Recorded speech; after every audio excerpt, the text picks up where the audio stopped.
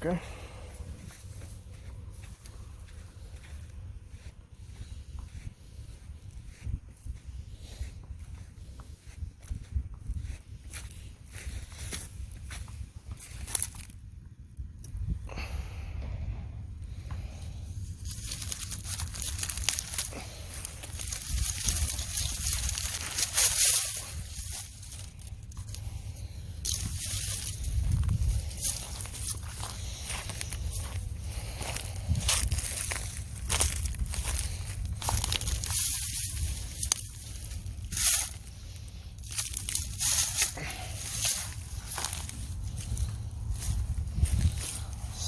Good one.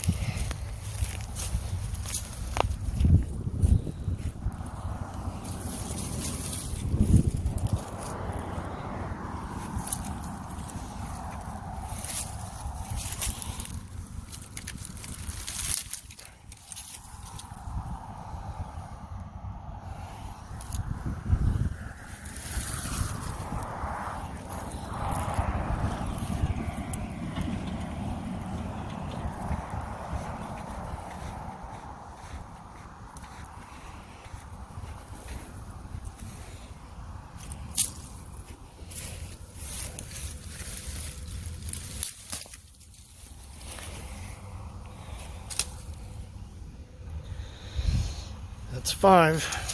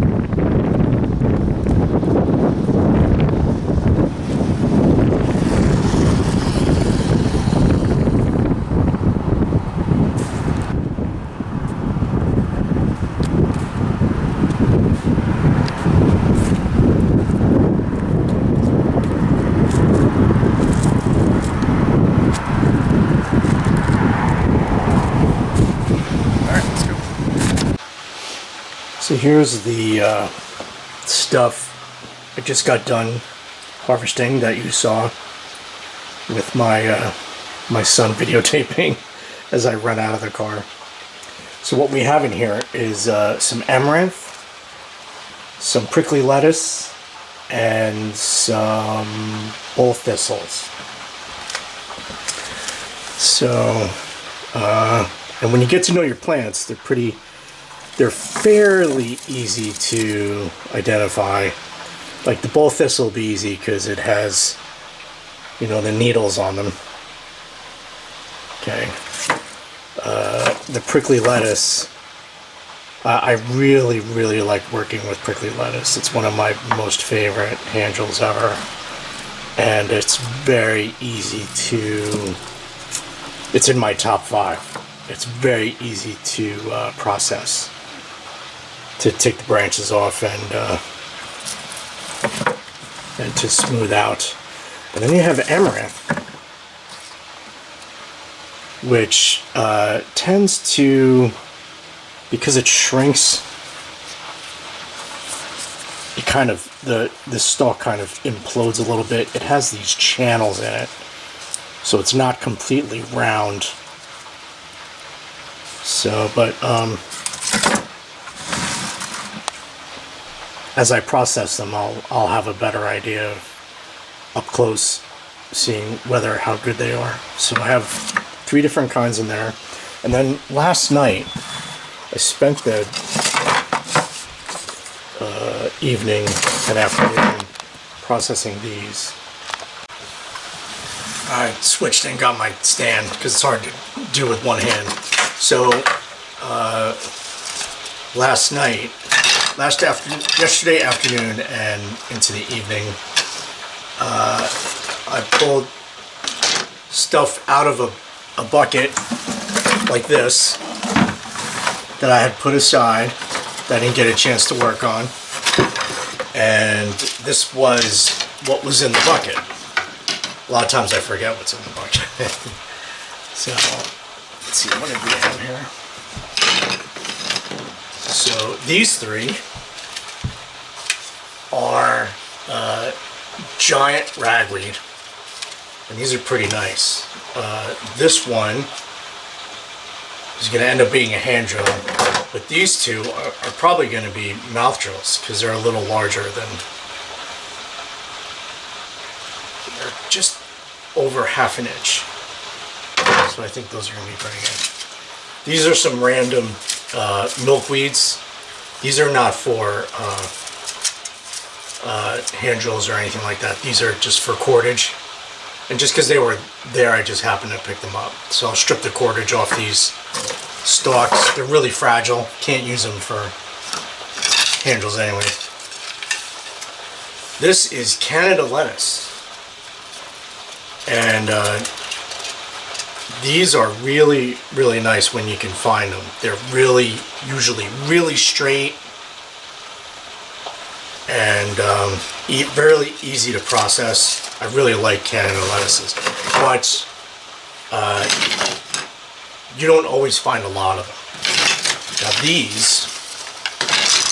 all of these were bull thistles. Bull thistles can be pretty big. For example, these are going to be Dojo spindles right here. So, and like this one, for example, it's not straight at all, right? It's crooked. So this will end up being reloads. I'm going to cut them, and I'm going to have sections I'll just attach to something else. This is a mouth drill because it's too large for a hand drill, in my opinion. Maybe this one too, mouth drill. That's a good size. And obviously this one's too bent. That'll be reloads. And probably hand drills. Although this one's crooked. But I'll figure that out. So I just sit down, put on music or TV or something, and I get out my favorite knife, which I'm going to get.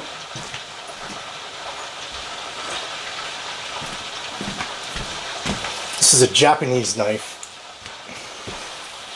It's called a kiridashi. Kiridashi.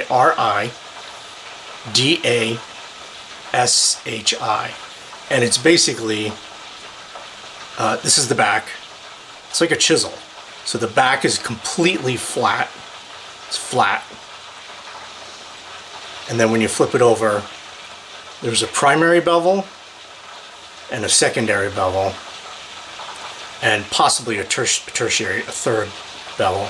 But it's on an angle. This is a right-handed knife, right? So when you lay the blade down, the chisel, the flat back, keeps everything nice and flat, and then you can just take off just as much as you want. These are super, super sharp. I don't know if you know how sharp chisels can be, but this is basically a beveled chisel knife. But I love the kiridashi when it comes to processing stalks and things like that. Like, this is really the greatest knife ever. A Japanese kiridashi knife. If you can pick one up, you'll be doing yourself a favor. Okay. So, alright. That's it for now. Let's keep going.